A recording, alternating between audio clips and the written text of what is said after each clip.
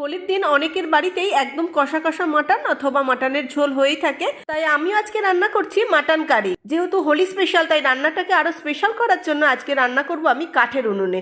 আর কাঠের উনুনে এরকম ভাবে রান্না করলে এর স্বাদ যে কি অপূর্ব হয়। যারা কাঠের উনুনে এভাবে মাটন রান্না করেন তারা তো অবশ্যই জানেন। আমি প্রথমেই কড়াইয়ের মধ্যে সর্ষের তেল গরম করে তেজপাতার গোটা জিরে ফোড়ন দিয়ে পেঁয়াজটাকে বেশ ভালো মতো ভেজে নিলাম। তারপরে দিয়ে দিলাম মাটন, আর আমি মশলা সব একসাথে বেটে নিয়েছি। আদা, রসুন, জিরে, ধনে, শুকনো লঙ্কা বাটা মশলা দিয়ে এর মধ্যে দিয়ে দিলাম হলুদ, গোলমরিচ গুঁড়ো আর নুন। একসাথে ভালো করে মশলাটা কষিয়ে নিয়ে দিয়ে দিলাম ক্যাপসিকাম। আপনারা চাইলে দিতেও পারেন, আবার নাও দিতে পারেন। আর দিয়ে দিলাম কয়েকটা গোটা রসুন। এই রসুনগুলো খেতে দারুণ লাগে।